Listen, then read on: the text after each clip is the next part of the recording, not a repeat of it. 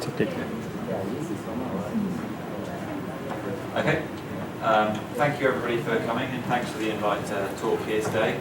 So I'm going to talk today, as it's World Environment Day, I don't know if everyone's aware of that, I'm going to talk about how we can start incorporating more environmental data into the mining sector as a whole. I'm going to talk about a few technologies and a few papers that we've managed to publish, linking environmental data and mine planning with this limiting the carbon emissions. So I'm going to try and talk slowly and clearly, but if anybody doesn't catch anything, just wave your hand up and I'll try and repeat it in a simpler way. And if anybody, feel free to ask questions as I go through. So it's not formal. If anybody doesn't understand the concept or particular thing, just put your hand up and feel free to ask a question. E vocês podem perguntar em português também, que a gente tenta ajudar ou até responder em português mesmo, se não for claro. Yeah, so we can do a good little translation as well if it's suitable. So I'll just give you some background, some context of Minviro, the company. The company formed out of University of Exeter. So this is a UK university. We have a school of mines there, Camborne School of Mines, one of the oldest school of mines in the world, formed in the 1880s. And so we have a lot of experience in mining and mining engineering and geology. And so throughout my PhD, we developed technologies and actually decided with the university to commercialise this. And so the University of Exeter owns part of the company and supports the company as well to try and get out there and reach the commercial markets. So I'll start off talking about the motivation for my research in the first place. As you can see here, this is highlighting the biggest challenges to mining companies in 2019. This was published by the group Ernst & Young. And you can see this is the number one challenge now for mining companies is license to operate. And this is up from 7 in 2018, so this is a growing concern for mining companies. And the license to operate can incorporate both social challenges but also environmental challenges. And also digital effectiveness is number 2. So Minviro looks to reduce the risk for mining companies by understanding the environmental risks for projects as early on as possible, and doing this in a digital way, really. So you can see on the right, these new challenges, the environmental performance can really dictate whether a project is going to be successful or not. Secondly, in the European market, ethical investment funds are really rapidly growing. And so junior mining companies, when they're scrambling around to try and get money for their project, they want to go to these ethical investment groups. And in order for them to get this money, they need to prove to them that they're doing the best they can in terms of environmental performance.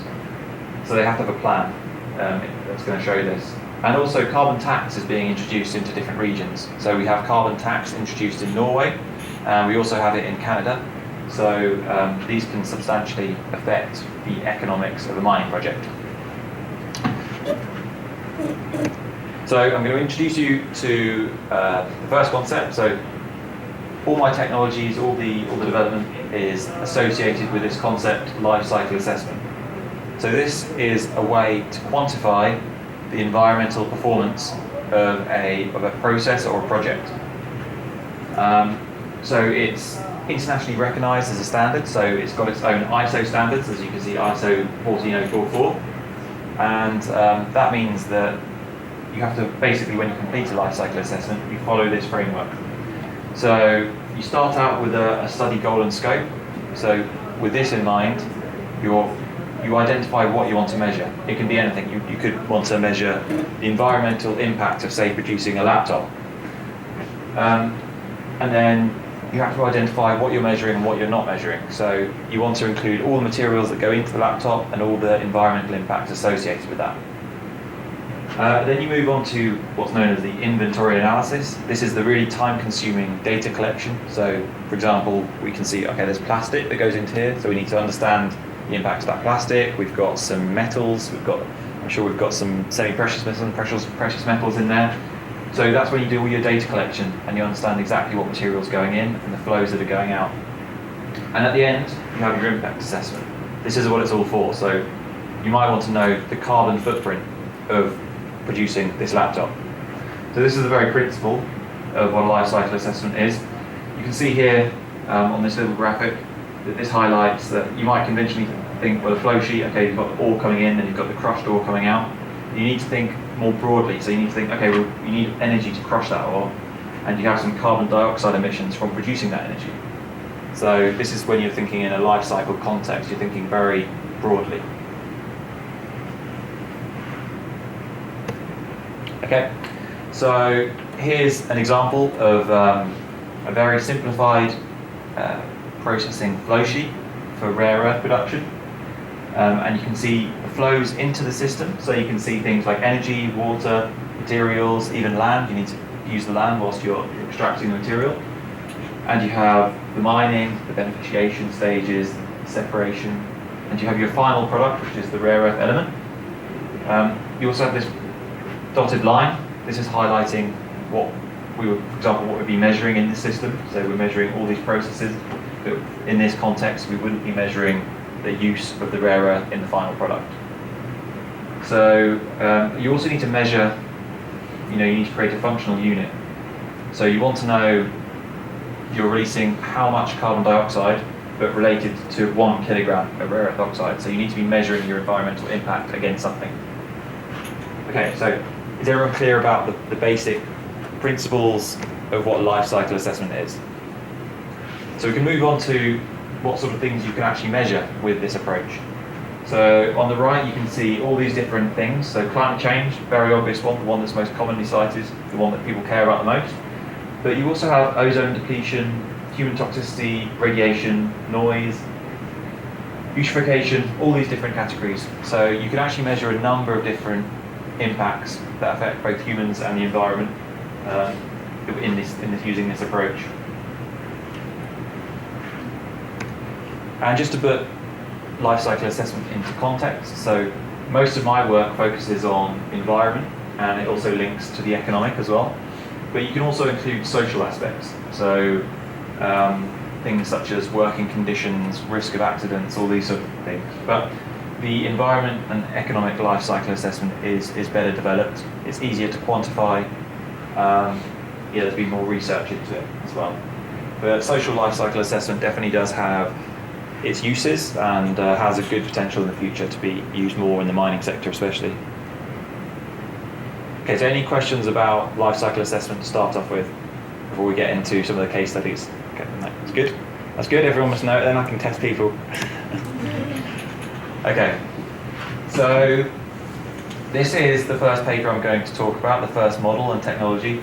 This is working with SimShed. This is the idea is that when we do a mine plan or a mine scheduling, are we able to limit the CO2 emissions from the offset? And can we see the economic cost of limiting that CO2 emissions?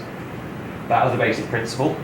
So this little flow thing here at the bottom is highlighting when you might use this technology. So desk study, you don't have enough data. Exploration, you still probably don't have enough data.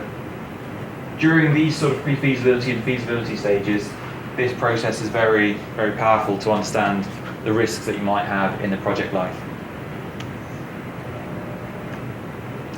Okay, so this is the basic flow, what's happening. If you imagine, take away that life cycle assessment, this is the conventional way that you would try and create your mine plan, mine scheduling.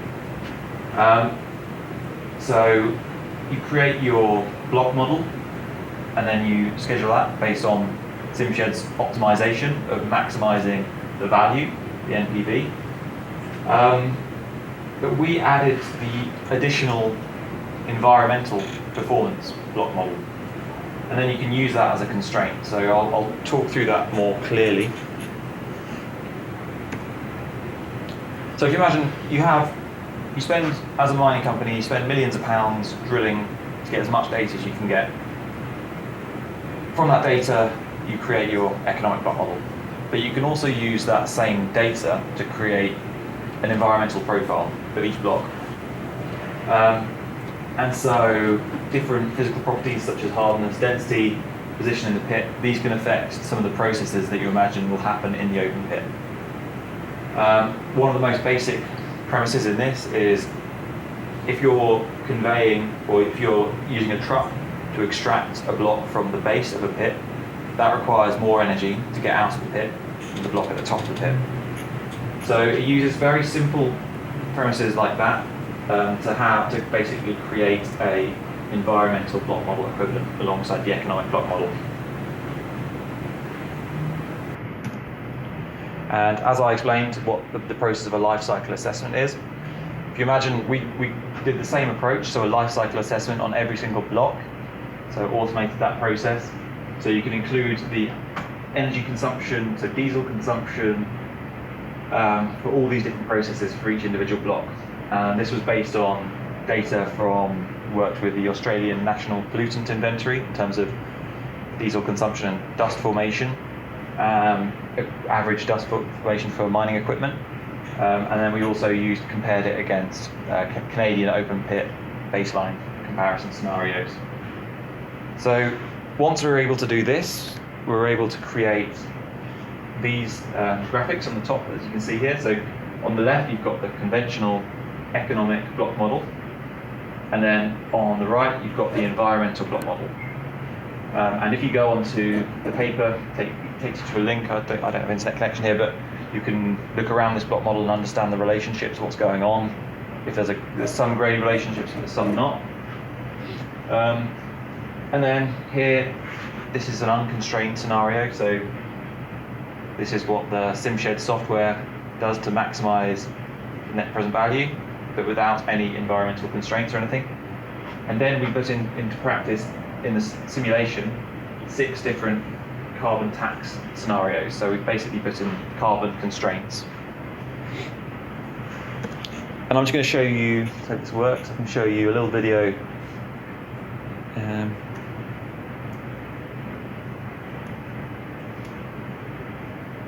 don't think that's it. There we go, it's working. So this is basically showing a non-constrained 10-year extraction sequence, and that's showing a constrained extraction sequence. So it's quite difficult to see the actual detail of what's going on, what's different. All you need to know is that there is a difference. You know, the simulation is optimizing to extract different blocks in that scenario than from in that scenario. And that's because we've set a CO2 limit that it can't go over from that one.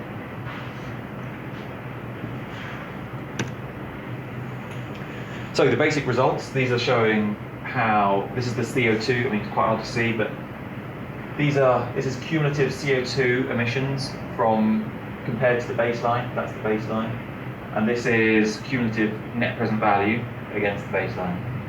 So you can see when you really constrain the CO2 emissions from the simulation, you actually have a pretty negative economic cost. So mining companies don't want to see that. They don't care if you're saving the planet, if you're losing millions of pounds.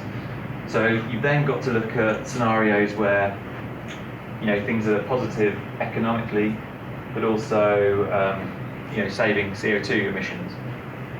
So you can then, once you've got this data, you can do your own multi-criteria decision analysis to see what you value. Do you value environment or economics? And basically work out what is the best carbon cut-off scenario for your model. And the results from this paper highlighted that we were able to achieve only 91.9% of the global warming impact compared to the baseline, while still achieving 95.9% of the net present value. So this highlights that if you integrate this environmental constraint into the simulation, you can make significant CO2 reductions, but still maintain a reasonable economic cost. And then with this maths, you can do a pretty simple calculation about how much it costs you as a company to save a kilogram of carbon. And that's pretty valuable, because as a large company, you might have your own internal price for carbon. So you can see whether it's worth it. And so we've just looked at mine planning there, but you can move it downstream. So you can move it to short-term mine planning. There's physical and parameters and higher resolution data on the different areas and different geology, and you can use the same approach, and you can even use the same approach downstream into the processing. So data that you can obtain from the original block model is going to impact your processing efficiency or your processing energy requirements. So the idea is, hopefully in the future we can actually integrate this more. We're trying to work on ways of how we could put this together. It gets quite complex when you get these multiple levels, and you might have mixing and all sorts. So to unravel this is quite a challenge, but there's a lot of potential to improve the environmental performance here. I don't know too much what to say about this. Did you want to say anything?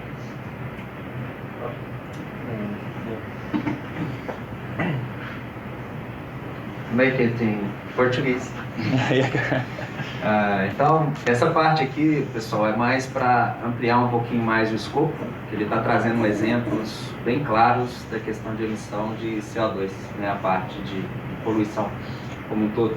Mas esses mesmos conceitos podem ser aplicados em qualquer tipo de variável que você consiga levar para dentro do modelo. Ele deu exemplo de como é que eu faço para calcular a emissão de CO2 para os blocos da mina. Então eu vou considerar o tanto que eu estou emitindo na hora de fazer a perfuração, desmonte, na hora que eu estou processando esse material, na hora que eu estou levando com o caminhão. Então a soma disso tudo foi criando uma quantidade, né, de quilogramas de emissão que foi colocada. Não é a minha área.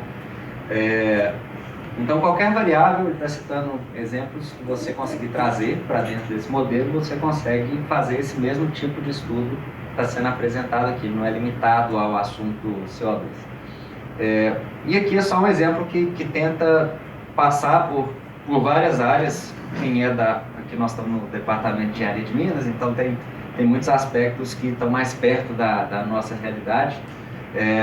Por exemplo, aspectos um pouco mais geométricos, como uma taxa de avanço vertical. Então, você vê ele mostrando aqui como que uma mina está avançando.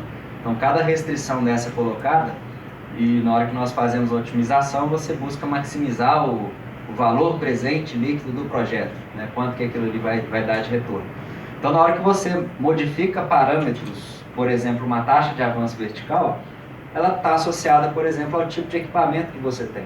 Então, se você tem uma lavra mais seletiva, com equipamentos menores, você consegue fazer mais rampas, acessar certas áreas com mais facilidade. Enquanto se você tem uma lavra com correia transportadora ou coisa do tipo, você já tem muito menos flexibilidade. Você não pode falar que vai aprofundar muito dentro de um mesmo período de lavra.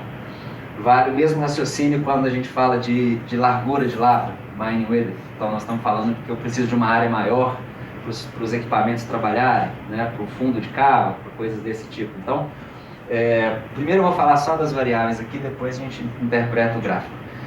Tem variáveis do tipo densidade, né? Densidade também, às vezes, é incerta. Você tem um número que está ali no modelo de blocos, mas aquilo ali é uma estimativa com poucos ensaios feitos antes, e aí se faz uma extrapolação para aquele volume gigantesco que está ali embaixo da terra e que você nem sabe o que é. Então existe uma incerteza também associada a qual é a densidade desse material.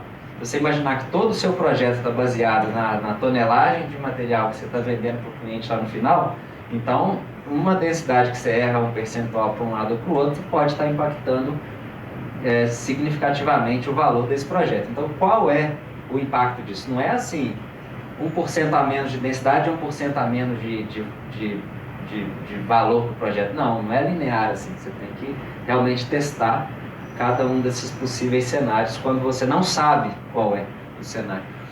Podemos falar de questões de mercado, como uma taxa de desconto que está sendo aplicada ali no tempo, também é algo que é um pouco incerto, que muda, né? Então você não sabe. Podemos falar de custos, né? Por exemplo, um custo de lavra, mas podiam ser outros custos de processo, outros aspectos. Coisas de processo como uma recuperação, às vezes você não sabe exatamente como que aquele material vai se comportar na planta, você tem uma noção, uma curva de recuperação, mas você ainda está no piloto ali, não sabe como que vai ser na verdade. Então, que tipo de cenário você poderia gerar e testar? Você pode estar falando de questões econômicas como um preço de venda, isso é super instável, né? O que vai acontecer com o preço de venda do cobre, você pode estar falando de geotecnia, como o ângulo de talude, você não tem certeza da inclinação, você precisa de mais estudo geotécnico, você quer ter uma noção melhor. Você pode estar falando de aspectos socioambientais, como a proteção de uma nascente, então você não sabe exatamente que tipo de acordo você vai ter com o governo ou com uma comunidade ali, de que tipo de offset que você tem que dar de distância daquela nascente, ou pode ser uma caverna, ou pode ser, né, qualquer coisa que você queira proteger, uma comunidade, quilombola, o que for. Uma distância de uma comunidade, o mesmo raciocínio, né? Você pode estar falando de questão de poeira, você quer tentar fazer uma mineração um pouco mais distante, mas qual é o impacto disso? De eu dar uma distância maior ou menor para uma comunidade? Pode estar falando de, por exemplo, uma área de desmatamento. Então, se você quiser tentar controlar um pouco mais esse desmatamento ao longo do tempo para fazer uma recuperação simultânea do outro lado, ou de repente você quer associar isso aqui a um custo de fechamento da mina, então quanto maior a área desmatada, maior será o impacto na hora de colocar um custo de fechamento, então você pode começar a brincar com esse tipo de coisa. Então aqui só para se tentar dar alguns exemplos de como que nós podemos ter uma visão mais ampla do que um projeto de mineração inclui e dos tipos de variável que nós podemos tentar trazer para dentro desse processo de otimização, né? Então o que é essa coisa confusa aqui, né? Isso aqui, no eixo X, é o valor presente líquido do projeto. E cada curvinha dessa, vamos pegar, não sei, a curva verde aqui, está mais fácil de ver. O que significa aqui? Nós pegamos uma recuperação média, né? Nesse exemplo aqui um valor constante, mas podia ser algo variável também, bloco a bloco, mas vamos supor, a recuperação do cobre, nós achamos que é 80%. Mas eu acho que, esses foram os testes que eu acho que vai dar, mas eu não sei. Eu acho que pode variar de 70% até 90%, não tenho muita certeza. O que nós fizemos nesse caso, nesse exemplo, foi testar 100 valores entre 70 e 90. Né? 70.1, 70.2, 70.3 e cada um desses nós executamos a otimização e obtivemos um resultado, como ele mostrou aqui para o caso do CO2, aqueles dois exemplos. Foram vários exemplos, cada um deles retornou um valor, um VPL, um valor presente líquido diferente, que gerou um pontinho nesse histograma. Esse histograma aqui, ele me diz, olha, com a variação só na recuperação, o valor do meu projeto vai oscilar aqui entre 700 e 900 mais ou menos. Eu já sei que a culpa da recuperação vai estar brincando aqui nesse patamar de incerteza. Tá? Enquanto a culpa do preço do cobre vai sair dessa ponta até, desde o projeto valer esse tanto aqui, até ele ser enviado. Então, qual variável vocês acham que eu deveria preocupar mais na hora de estudar um pouco melhor? Né? Nessa comparação, eu acho que eu preciso entender melhor as flutuações do preço do cobre para eu fazer um trabalho com um pouco menos de risco. Tá? Então, isso aqui são um conjunto de 2.000 simulações que foram feitas passando por todas essas variáveis. E esse último aqui, esse pretinho, foi algo um pouco mais interessante. Nós pegamos e fizemos 2.000 testes, misturando todas essas incertezas. Então eu dei o exemplo aqui da recuperação, por exemplo, de 70 a 90. Nós geramos um valor aleatório aqui, entre 70 e 90. Aí, na sorte, deu 72,5. Geramos um valor aleatório aqui para a densidade, dentro do intervalo dela. Eu estou falando em intervalo, mas poderia ser distribuição, pode ser quão complexo a gente queira, né? Então, esse sorteio de valores em todos, foram feitos 2.000 sorteios aleatórios para gerar uma incerteza que combine tudo ao mesmo tempo e que nos deu essa curva aqui, que está mais escura. Então, reparem que essa curva preta não é uma média das outras. Ela mistura as incertezas de todas elas. Então, você vê que só na hora que eu misturei tudo, eu tive uma conclusão aqui que, com essas variáveis, esse projeto tem ali 40% de chance de fracasso, com essa modelagem que eu fiz. Então, se eu for um tomador de decisão, eu ainda não vou pôr dinheiro nesse projeto. Eu vou pedir o cara para falar, olha, quais são os riscos maiores que eu tenho? São esses dois aspectos socioambientais aqui. Então, assim, estuda mais isso aqui, conversa mais com a comunidade, entende com o governo quais restrições você vai ter, antes de preocupar com a geotecnia, antes de preocupar com o outro aspecto, porque é isso aqui que está pegando no meu projeto, entendeu? Então, fui mais longo porque eu tentei explicar também coisas para trás. Ficou claro o que ele falou até agora? Que eu passo a palavra para ele de volta. Tranquilo? It took longer because I tried to talk about the thing. Okay, great. Sorry, back to English again now. So I could try, but I think I fail at Portuguese. So now talking about something a bit different. So moving away from the mine scheduling or mine planning, and looking at how you might implement some environmental performance work in the different project stages. So obviously, in a mining project, you have a number of different stages, starting at, say, a scoping study, going right through to operation and even closure.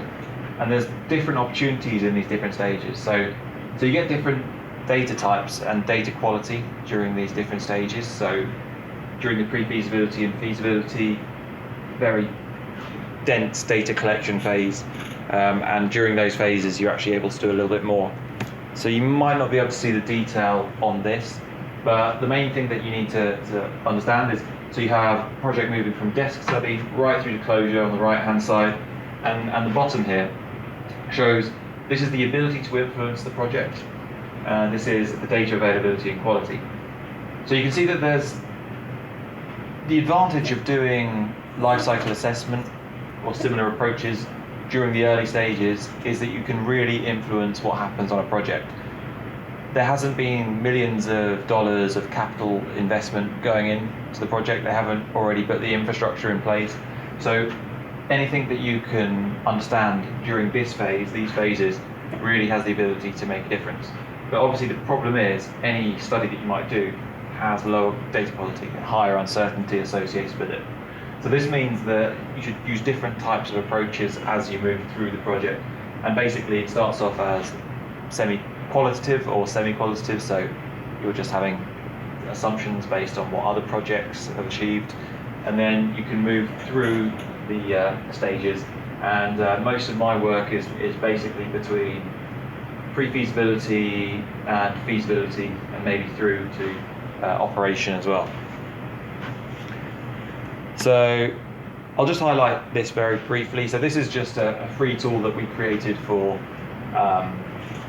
small mining companies, so that they can self-assess in terms of their environmental performance, so they can understand exactly their carbon footprint and where that lies. So it's a very simple form where they can put in their commodity, their country, their grade, commodity, all this stuff, and then their energy consumption, diesel consumption, stuff like this, the amount of water that they consume, and it automatically will calculate the embodied impacts in the energy source from that grid, from that country, and then they can understand exactly their carbon footprint, how they're comparing against their peers. So how, if they're doing well in terms of their environmental performance, or if they're doing poorly. So this is a very simple thing, and feel free to, I can give you the resources to look through this on the website afterwards. You can feel free to trial out this yourself and see how your pretend mine site might compare against other projects.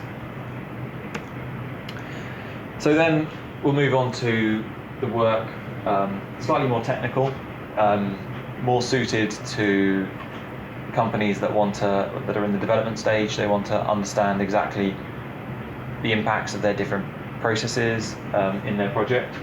This is where we've linked mineral processing simulation with rare earth. Well, with the example here is with rare earth production, but we're able to generate environmental results from process simulation. So is everybody aware of mineral processing simulation software? No? Okay, so it's basically chemistry software so you can understand the geology that you have, what's happening. It has a lot of data in terms of what is normal for the performance of different processing units. So say if you've got a crushing unit, from the amount of, say, quartz or whatever's in your ore, there's a good understanding of the science of the energy requirements to crush to a certain size. And they have this sort of data for every single one of the process units that they're going to use in the mine site. And when mining companies are going through the development stages, they might want to trial all sorts of different combinations of units, and they obviously have different understanding of the geology. So they're basically wanting to predict exactly how much the energy is going to cost to process the plant, what the recovery of their ore is going to be, and how much water they're going to consume, the efficiency of every single unit. So basically, when because mining companies will spend a lot of money on these mineral processing simulations, millions of pounds, just getting them just right. But with this, we can automatically generate environmental performance data of the different options that they decide. So an example, I can show you an example of a rare earth project we worked with, so a project that's going ahead in Malawi. And they were assessing lots of different project options. So they were assessing different energy scenarios for that project, and they were assessing whether they would use a flotation stage or whether they would use a magnetic separation stage. And they wanted to know the environmental performance of the different choices. So you can see that this works very well in the pre-feasibility and the feasibility stage, and also in the operation stage. So you can see here that this is a very simplified process flow sheet of rare earth production, basically broadly categorized into these stages, but it includes a lot of other sort of separate stages. So rare earth production is quite a unique mining process. It's very chemically intensive to actually separate the rare earths out. So now we can, using this approach of integrating LCA with mineral processing simulation, we're able to understand where the environmental impacts lie within the process. So you can see on the top here, the one that's probably most interesting to you guys is global warming. That's the one that everybody is aware of. You can see that the major contribution to the global warming impact, if you can just go up the top and see it, is precipitation. So it's the precipitation phase. And so then we can, as a mining company, we can go, okay, well, why is the precipitation phase such a high contributor? Then we can zoom down into this stage. So this is the contribution to the impacts in the precipitation phase. And you can see that, so it's going to global warming, so it's the grey is a major contributor, so that's the second caustic crack phase. And so if we go on to the next page, so here is highlighting the carbon footprint of the different stages, so you can see precipitation, as we saw on the previous one, really big contribution. And then let's go, this is the actual contribution to that, it's this dark blue, so sodium hydroxide is a massive contribution to the carbon footprint of the project. So this kind of data can then be fed back into the mining company and say, okay, well, we need to evaluate how we can lower the consumption of sodium hydroxide, because it's a really big contributor to global warming. So it actually might be better to spend more energy on crushing or another phase to reduce the sodium hydroxide consumption. And so this isn't possible without doing this kind of assessment. So this gives you a sort of a more holistic view of what's going on in the mine site.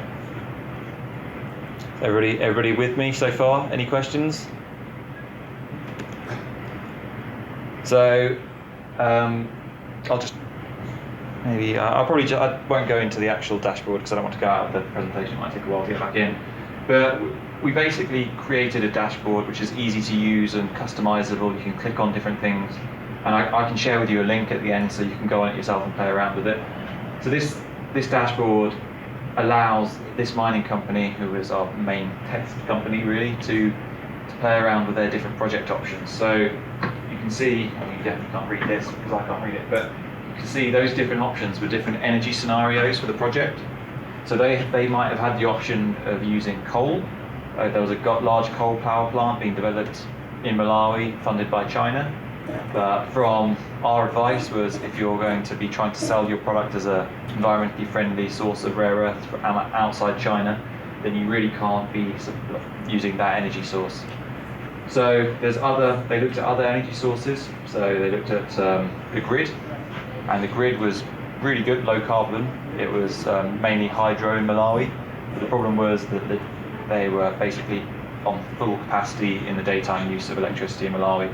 So then they looked at employed an engineering company to look at a number of other energy options, and we were able to provide good environmental performance data on all those different options. So then the mining company can be like, okay, so what's the economic cost, what's the environmental cost, and then make an informed decision. And then there's also all sorts of other impacts you can look at and different comparisons of process options and project options. And this company, we're now working with them to create this dashboard, which is going to be part of their sustainability reporting, so they can include their corporate social responsibility videos, some of their social work, and so it can be on one platform. So people that don't know mining can go into this platform and understand where the impacts lie, and play around with it, go into as much detail as they want. So that's the end of mineral processing simulation linked lifecycle assessment. Now this is to highlight, so my background is in geology, and this was the motivation for this work. The idea here is to show that the geology is actually a really fundamental importance to environmental impact when you're looking at mining projects. So you have a spatially variable deposit, and you're extracting that over a long time, and you might have to use different processes, different energy sources, and require different energy to crush different ore types and all this. And so this paper basically highlights how the changing impacts and changing ore type and changing grade are all can be shown using lifecycle assessment. So this case study was Bear Lodge, another rare earth project in USA. And you can see here on the right, it highlights the life of mine along the x-axis, so 45-year mine life. And you can see the amount they're going to produce on the left axis here, and then the grade on the right axis. So the blue is the grade, the black is the rare earth production. And then the mining company also had 4 distinct ore compositions that they separated out so that they understood. And you can see some of the element concentration or element percentage in the different ore compositions. And so using that life cycle assessment approach and with this annual production data, we were able to highlight, so these are again global warming impact. So this is CO2 footprint over the life of mine. Important to notice, it's different every year, and this is only because we did it on a year basis. It would be different almost every day. And you can see here, this is the mining stage to contribution. So just very simple to mining, beneficiation, hydrometallurgy, waste management. You can see here, this black line is grade, and you can see that there's a very good relationship between grade and impact. So if you've got a high rare earth grade, you've got a low impact. And then, because the rare earth oxide grade is reversed here, just to make it clear. But you can also see that there's something else going on. So it's not a perfect relationship, so we want to understand what's the controlling factor for this. So if you can see over here on this graph on the left, on your right, so this is highlighting, again, CO2 footprint, and this is grade. And you see this pretty good trend, but then you can see on the first 3 compositions, 1, 2, 3, they're pretty tightly knit. So you can understand that the impact is associated with grade, but then the 4th composition, you've got a huge array. And this would indicate that they don't necessarily have the right processing facilities set up for this type of ore composition. So from this, we mentioned it to them, to the company, and they didn't notice it in the mineral processing simulation. So then they were now considering alternative processing options for this particular ore composition, maybe separating it out and not doing it in the same way, because you don't really want to have that variety of impact in a certain ore composition. And again, this is to highlight the temporal variation in impacts. These are all the different impacts, and you'll notice that there's weird flat line here. That's because mining only happens for 37 years, and then they're running off stockpiles for the last few years. But this is just to highlight that mining project is really dynamic, and you have extremely dynamic impacts over this time. So any questions on that one? No? Cool. Okay, so this is quite an academic work. It doesn't really have that much commercial interest, but it's just because during my PhD, I worked on rare earth elements, and in Europe particularly, there's a lot of concerns about the security of supply for them. So rare earths are very important in electric vehicles, is the big market. So they're used in permanent magnets, which go into the motors of electric vehicles. And China really dominates the supply of rare earths. And so we published a paper highlighting how you should include the concept of criticality into the life cycle assessment approach as an impact. So to make something critical, you need both, the material has to be really economically important, and it needs to be at risk of supply disruption. So it can't just be one of them, it has to be both in order for a material to be critical. And criticality is really context dependent. So materials that are critical for Brazil might not necessarily be critical for the UK. And rare earths, although they're very critical for most of the world, they're not critical for China, because China has 95% of the supply chain set up there. So this graph on the right just highlights previous reviews over the last 10-15 years on the individual rare earth elements, and highlighting the supply risk, which is the green on the top, and the economic importance, which is the blue on the bottom. And here are different indicators. Probably I'll show you better on the next one. So this is highlighting the individual rare earth elements from the lightest to the heaviest, from lanthanum through to yttrium. And these are the different impact indicators that we used in this methodology. So the thing with rare earths is there are a lot of them. There's a lot of reserves of them around the world. The problem is the recycling rate is very low. These are the problems: country concentration of country concentration of mine production, and company concentration of mine production, and then some of the government stabilities and all these geological, economic factors. So this was just to highlight that criticality can be included in life cycle assessment. It's quite separate from the other two topics, the three topics I've talked about. But it might be interesting for you to understand how criticality can be incorporated in this way as well. And this is an example just down here.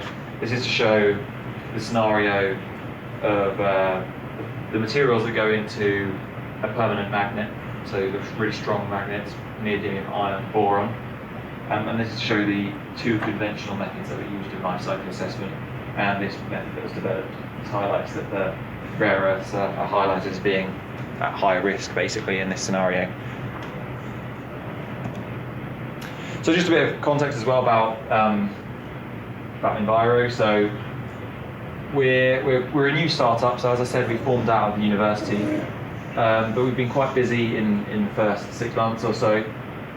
The early adopter is Macango. That was the project that you saw the example of with the mineral processing simulation. So that data that you saw here was from the pre-feasibility study. They've now been funded to do their feasibility study, so they're getting more data in, spending millions and millions of pounds. I think it's £7 million on really advancing this project to a feasibility stage. And with that means they need to understand all the processes, all the impacts at a higher level. And so we're working with them now. And we've also got E-Tech Metals, another rare earth company, and a few others that we're working with as well in Europe. There's a really big appetite in Europe to understand, especially the carbon emissions that are associated with any new projects. And this is something that really enables them to get funded. Otherwise, projects in Europe are very unlikely to happen unless they've had a good assessment in terms of carbon or other environmental performance indicators. So the companies that are most interested are the junior mining companies looking for competitive advantage in the technology metal sector. So any metals that are used in low carbon technology, so anything that goes into wind turbines or electric cars, so we're talking lithium, cobalt, zinc, nickel, maybe copper to a certain extent. These companies want to have a competitive advantage by saying that they've got a lower carbon product or a lower environmental profile product. Because the end users, so Tesla, they're competing in the market to have a low carbon product. Electric cars, that whole reason why people buy electric cars is because consumers want to be environmentally friendly a lot of the time. So this is where the whole background motivation and reason why mining companies are willing to spend money on this. And also mining companies that are operating in regions with high environmental standards. So as I said, Europe, there's a lot of pressure, but there's also carbon taxes being implemented in Canada, and there's lots of discussions in other regions as well. So who knows, in 10 years, many more countries might have incorporated carbon taxes.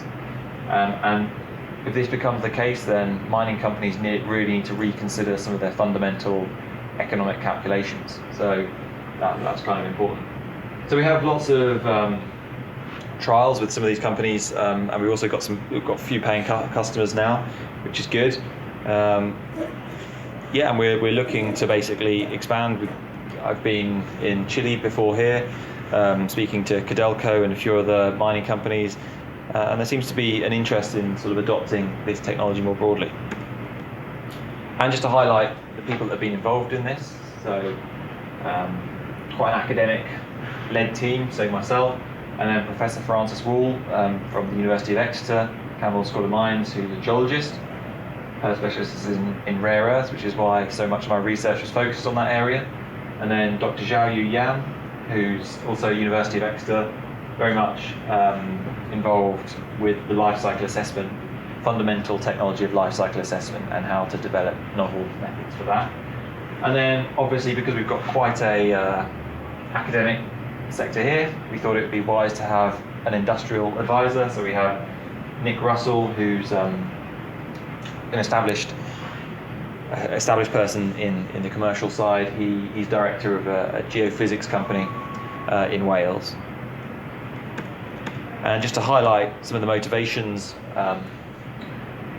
so one of the main motivations to move out of academia into the commercial side is because there's a lot of really good work going on in academia, and sometimes that work doesn't get translated into the commercial side. So I'm a big advocate of academic commercial partnerships, and I'm trying to enhance the developments that are made in research into the sector.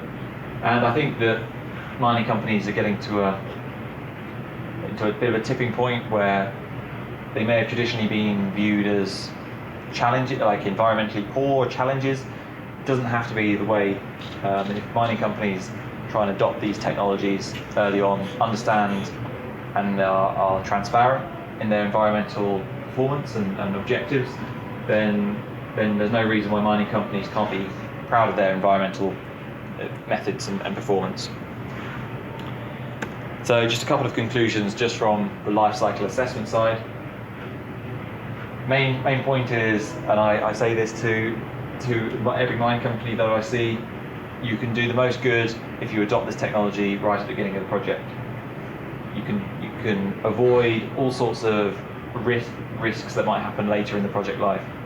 So there's a number of examples of where risks haven't been calculated correctly in the long term, and by incorporating this right at the start, you can really save yourself a lot of headaches. And basically, just in terms of technical, different approaches need to be used, and we're working with the European Union to formalise the life cycle assessment process for the different project stages. So we hope to have an optional way to complete a life cycle assessment during the pre-feasibility stage. So when you're doing reporting, and we're going to try it with the JORC standards first. So it's an optional add-on to complete a very simple life cycle assessment during these early stages, and then you can do it into as much detail as you go through as you want. But as I said, working with the EU to standardise this is very important, because if you don't have a standardised approach, mining companies can use it for their advantage in a bad way, so they can make claims that don't have any basis in science. So this is why standardisation is important. Great, so I'm more than happy to take as many questions as anybody has.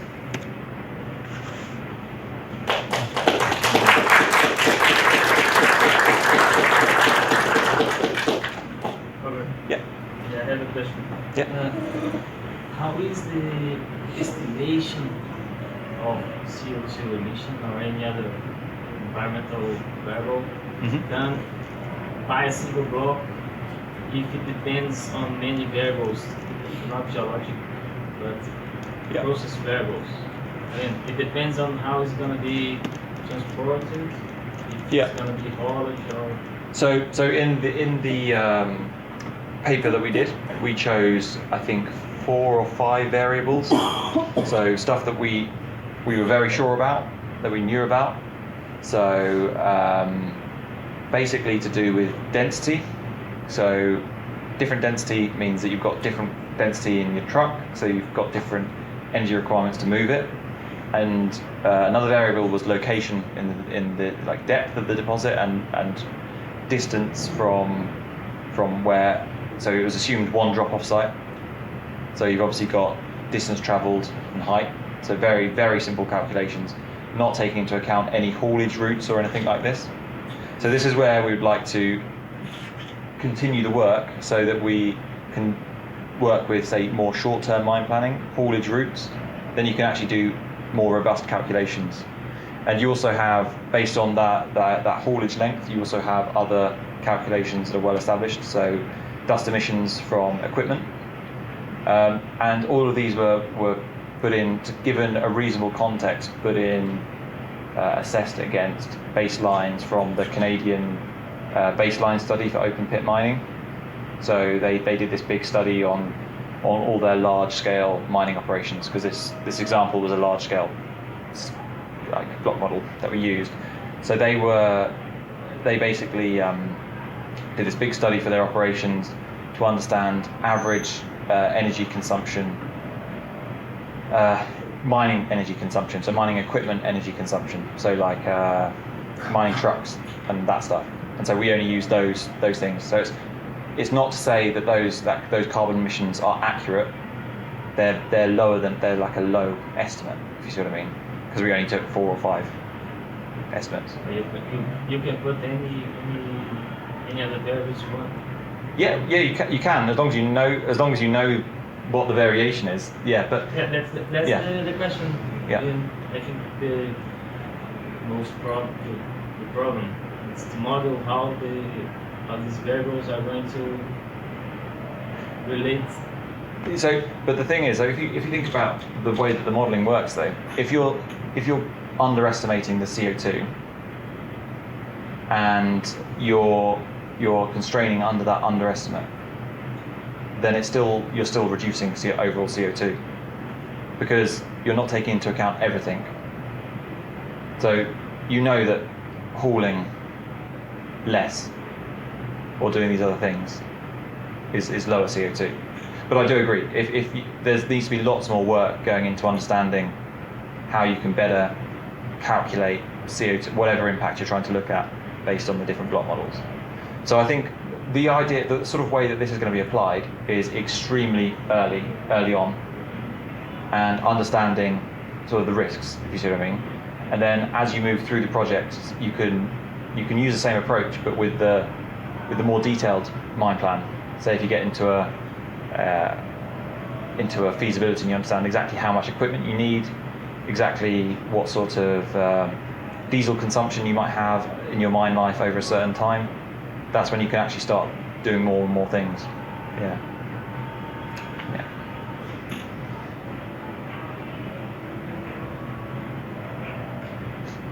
Go ahead. Yeah.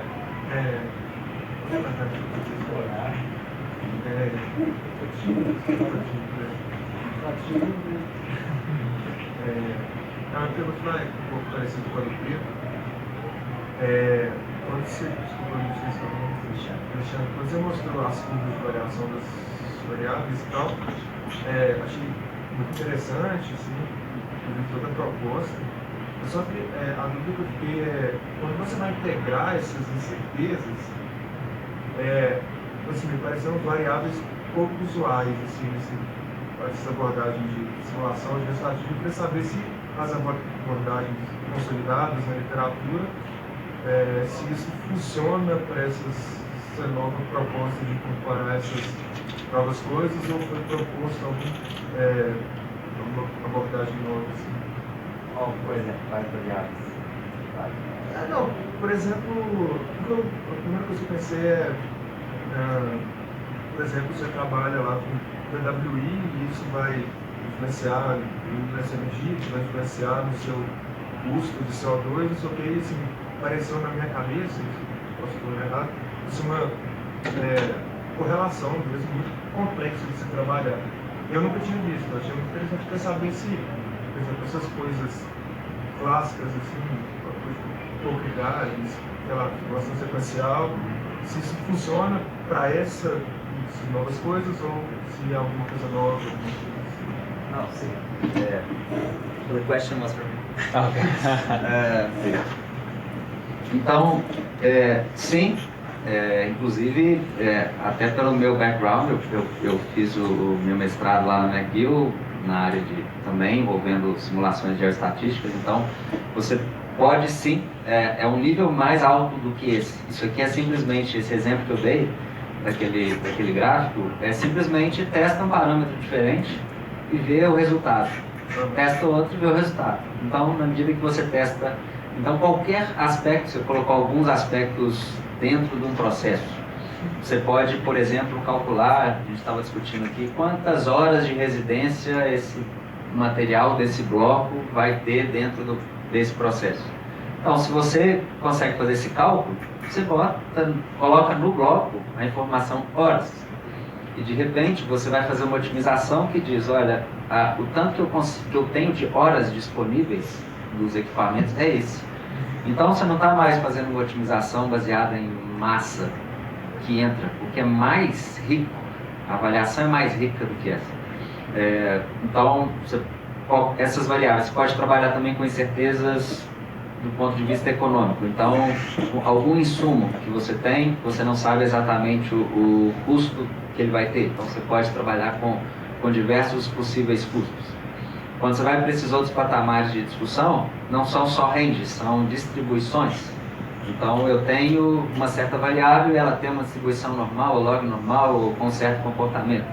Então, você pode gerar 100, por exemplo, possíveis cenários para aquele parâmetro que você não sabe. Então, você pode trabalhar de duas formas dentro desse contexto.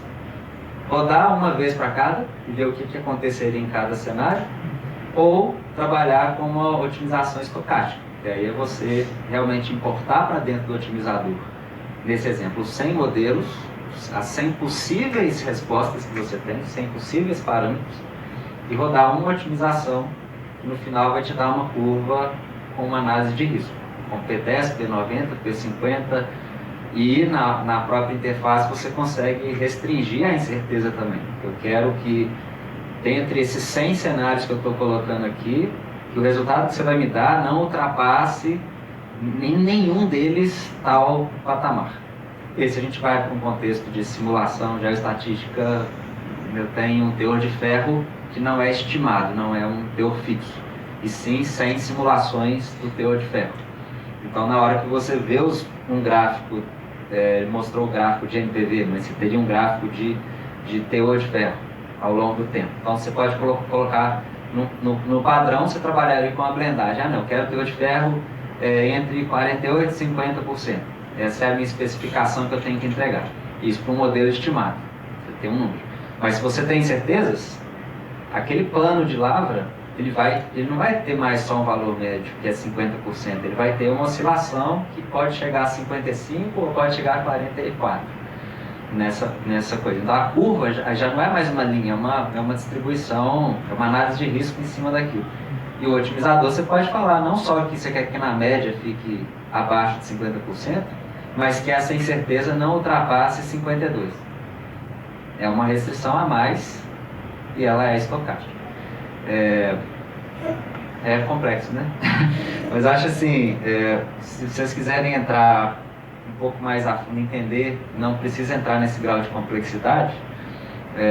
Eu tenho vou deixar meu contato aqui. A gente tem, pode entrar no site da MiningMath, tem como você se cadastrar lá e utilizar um trial da nossa tecnologia, e aí tem todo um tutorial, passo a passo, de como fazer um exemplo bem simples, de como mudar parâmetros bem simples, do tipo, vou testar uma taxa de produção de 10 milhões de toneladas. O pessoal no Peru que trabalha com a gente faz muito isso, às vezes numa fase antes da construção do projeto, eles querem ver qual é a taxa de produção ideal para aquilo ali. Né? Às vezes a gente acha que isso já vem dado, e isso não vem dado. Em algum momento alguém decidiu qual é a taxa que vai ser produzida. Então, eles trabalham com estudos desse tipo. Então, e aí o pessoal do suporte está preparado, inclusive tem um processo de certificação, é gratuito, é online, então quem quiser passar pelo processo não é muito complicado. E no final você tem um certificado lá da MiningMath, que você cumpriu com a parte básica, isso pode ser útil até para a carreira de vocês.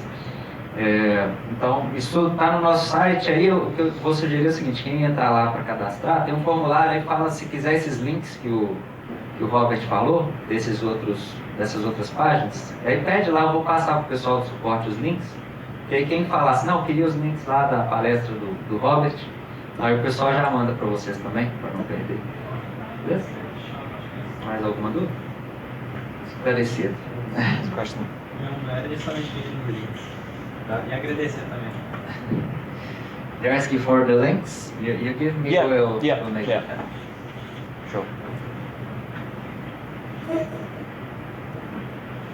I want to thank you guys for coming. I really enjoyed the whole study. And I have a doubt that you might notice that we had some dam accidents here in Minas Gerais. And now we have a new law that we need to study the best option for tailing disposals. And in this option, we can't just see the best economic option. We need to see the best environmental option. And I wanted to know if there is a way to using these ideas to make a relationship between the failure, dam failure or another structure failure, with the environmental impact and the costs that it might have. Yeah, that's a very good question, and it's an area that's really interesting. So, lifecycle assessment isn't like a traditional environmental impact assessment. So that might look more at the risk of these sort of failures to happen that are particularly local to the area. And lifecycle assessment often looks more at the global issues like global warming. So it's sometimes very interesting to have these two methodologies overlapping, so you can understand what you could reduce a risk, maybe to 99.99% rather than 99.9% unlikely to happen, and then you can see the CO2 cost of that as well as the economic cost. This is an area that's really interesting, and we've actually got a new PhD student at Camborne School of Mines who's working on linking life cycle assessment to different tailings management options for a copper project it's in Africa, but I can't remember which country in Africa. And it's a really interesting area, and there's definitely an opportunity for life cycle assessment to be included in these remediation plans within Brazil for this new plan. And I hope it's done, because you don't want to make sure, the challenge is, the whole point of life cycle assessment is that you're not offsetting impacts. So there's been times in history where big consumer changes have been made, but they've actually been for environmental reasons, but those environmental changes have actually been negative on a global environmental level. And lifecycle assessment tries to prevent this. It tries to prevent the offsetting of impact, say from climate change to acidification or another impact. So this is why lifecycle assessment would be very good in assessing these different scenario options. But I don't know too much about the strategy that's in place. E na parte também de testar cenários, né, quando você diz esse assunto, você tem algumas possibilidades que você pode pensar também. Por exemplo, e se eu retornar com esse rejeito para dentro da própria cava, da mina? Então, como é que você pode fazer isso se não for de uma maneira integrada com o próprio planejamento? Então, assim, o que o pessoal até então fazia e faz até hoje quando quer estudar isso, faz um projeto normal, esquece o rejeito, vê o que vai acontecer. E aí, depois, dá uma olhada se tem algum lugar na cava que talvez tenha como fazer alguma coisa. Então aí se pensa nisso, se vê o volume que cabe lá, vê os custos e tudo mais. O que você pode fazer com esse tipo de visão integrada, aí não é o LCA, né, que ele trouxe, mas sim com seguidas otimizações, você faz uma otimização. No caso do SimShed, você pode forçar que certas áreas sejam consumidas dentro de um certo tempo. Então você pode falar, eu identifiquei aqui que essa região, ela uma potencial região que eu posso criar um local para depositar o rejeito. Então eu vou criar um cenário aqui que vai forçar que essa região seja totalmente lavrada em 2 anos, ou em 3, ou em 5, ou em 10. E aí você, para cada um desses cenários, você vê o volume, aí você tem que fazer esse cálculo que não é dentro da tecnologia, mas que você pode associar cada um dos cenários que envolve um CAPEX diferente, que envolve uma geometria diferente, um volume diferente e um impacto, né? Esse impacto que é uma parte também às vezes qualitativa, mas que mesmo assim você agrega valor. Só de você mostrar, olha, eu tenho esses, que sejam 6 cenários, né? Ele mostrou 6 cenários do CO2, mas se você criar 10 cenários diferentes, estou falando só de retornar com rejeito para cá, você pode pensar num processo que trabalha com menos água, para um processo livre que pode usar o tanto de água que quiser. Um processo que usa 1% a menos de água, qual que é o impacto disso? Eu não sei. Aí é o pessoal do processo aí. Como modelar isso? O que significaria um processo que usa 1% a menos de água do que ele usa hoje? Tá? Vai a recuperação diminuir? Vou ter que usar mais de um outro insumo? Não sei. Então vai ter um custo maior? Não sei. Então de repente você consegue até modelar uso menos água, de tudo até 0. O que aconteceria? Então, tem variáveis que vão ser mais simples, aí tem que realmente conversar com cada especialista das áreas, mas certamente tem coisas que dá para simplificar, principalmente para a prova de conceito, para um contexto acadêmico, para um TCC. Então, sabe, estou supondo isso, isso e isso. Faz o exercício e é óbvio que na vida real o estudo vai ser bem mais elaborado, mas você pelo menos está mostrando que aquilo ali é viável de ser estudado, algo que hoje é pouco estudado.